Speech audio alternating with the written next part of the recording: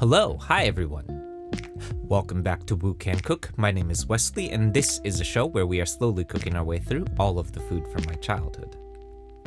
Today we're diving back into our series dedicated to actually decent vegetarian recipes, with another addition to our ever-growing list of variations on a sesame noodle with a shot at a cold soba noodle.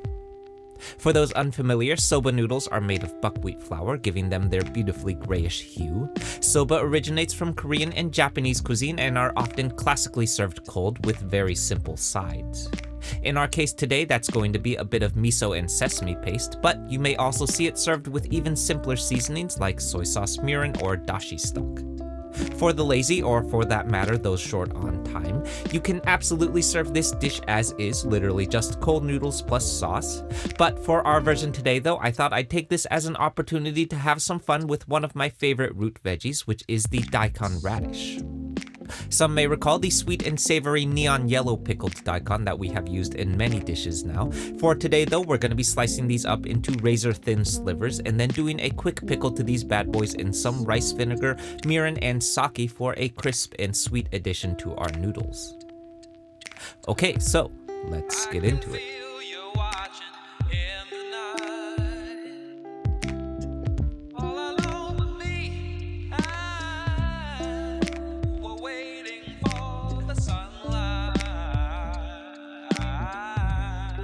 Okay, so kicking things off here first, we're gonna start off with my favorite classic combination of aromatic veggies. This is 4 cloves of crushed and minced garlic, followed by 1 inch or about 1 tablespoon of fine minced ginger, and the whites of 3 green onions sliced up thinly.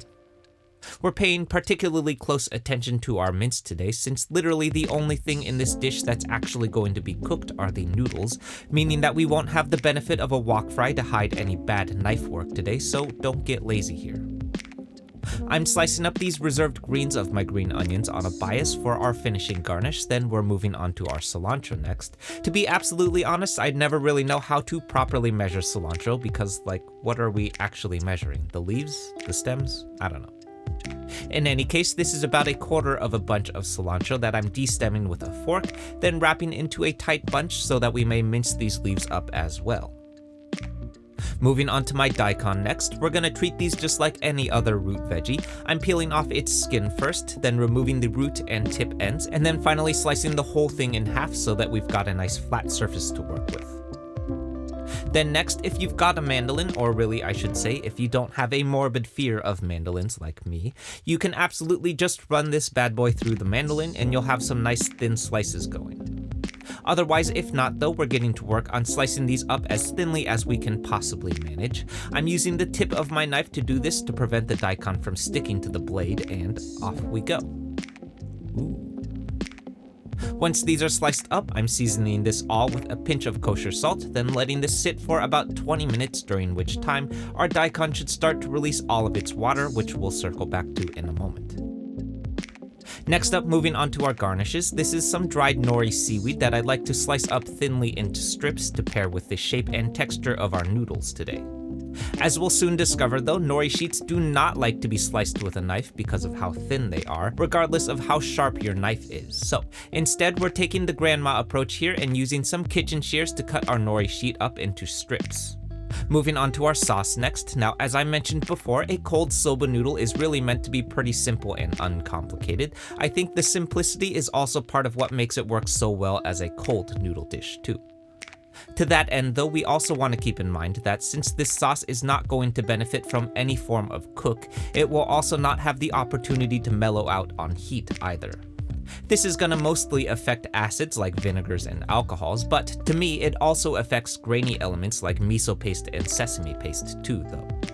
So now more than ever, remember to adjust your sauce element here to taste, because what you're tasting is truly what you're going to be eating today too. Going into my mixing bowl here is 4 tablespoons of soy sauce to start, followed by 2 tablespoons of rice vinegar and a single tablespoon of Japanese rice wine or mirin for our acids today. To my taste, mirin can get particularly bitter when used raw, so to round this out, this is also a single tablespoon of brown sugar for some sweetness, plus 2 tablespoons of miso paste and 3 tablespoons of sesame paste to finish this all off. I'm using a fork to whisk this all up into a smooth paste, then adding in my garlic, ginger, and the whites of my green onions as promised. Moving on to my daikon next, we're gonna do a quick pickle to these today, which true to its name is pretty quick and simple. Into a medium saucepan here is a half cup each of water, rice vinegar, and apple cider vinegar. Then rounding these acids out are gonna be 2 tablespoons each of mirin and sake, followed finally by a half cup of white sugar that I'm mixing in to combine.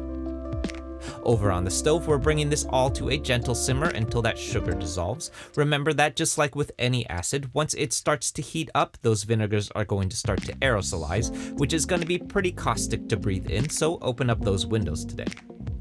Back over on the cutting board is my daikon, which as you'll notice has released quite a bit of water for us.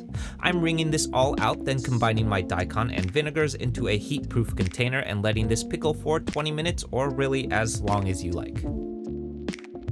Back over on the stove, I've swapped out my saucepan for a pot of boiling water. Then I'm adding in my soba noodles and cooking to package instruction. I believe these ones took about 6 minutes, but don't just walk away from the pot though, because oh my god. Anyway, once our noodles are cooked, we're gonna immediately strain and blanch these in cold water. Obviously, this is not just to halt the cooking process today, but also because we need cold noodles, so make them cold. Last up, back on the stove one more time, we're gonna hard boil some eggs for our final garnish. Now, this is not a paid sponsorship. There is absolutely no way that I'm cool enough for one of those, and more importantly, I'm not really a big fan of single-purpose kitchen items. Case in point, I don't even own a mandolin. But this is a device called an exact egg timer. I think I randomly inherited this from a roommate like 15 years ago. It has one purpose in life, which is to help you perfectly boil eggs, and it works really well. You add it to the pot while you boil your eggs, then it turns purple when the eggs are done, and perfect medium boiled eggs. I know, I also hate kitchen gadgets, but I'm telling you that this one actually works though. Anyway, circling back to our noodles finally, I'm combining my soba noodles with our chopped cilantro and sesame sauce, then tossing everything thoroughly to combine. I'm serving this all up with a side each of my pickled daikon, nori, green onions, and hard-boiled eggs, and we're ready to eat. Okay, so for those following along, I think this is something like the 5th or 6th sesame noodle that we have done now, which I am 100% fine with because I'm kind of obsessed with sesame noodles. There's just something about the dense and thick qualities of sesame paste that make it the perfect ingredient to coat a noodle in. The addition of miso paste to the mix is just the right amount of umami to give our noodles some nice depth of flavor without being overwhelmingly salty. Then I think the combination of acids that we incorporated play well together without being too abrasive in their raw form too. As I expected, that mirin definitely toes the line in its raw form with a touch of bitterness, but I think that the sugar that we added also really helps to even it all out too. Finally, maybe most importantly, I also wanted to mention that this is also a really fun exploration into the world of vegetarian dishes that don't use meat substitutes as a crutch because to my taste, those never really work out. Our pickled daikon are a crisp and sturdy addition to our soba noodles that add some nice texture without distracting too much from the noodles, and of course, perfectly medium boiled eggs courtesy of the egg timer. Okay, so that's it everyone. I hope you enjoyed this and I hope you give this one a shot. For those who are new to the channel, this one is part of a larger series that we've been doing that's dedicated to vegetarian recipes, so definitely check out that series next if you haven't yet because there's a lot of these. For the Bay Area locals, the Woo Can Cook Fried Rice pop-up is back at Two Pitchers Brewing in Oakland this weekend, so come by and say hi then if you can. More about that at woocancook.com/eats. As always, like, comment, subscribe, share, be nice interneters, and I'll see you soon. Bye.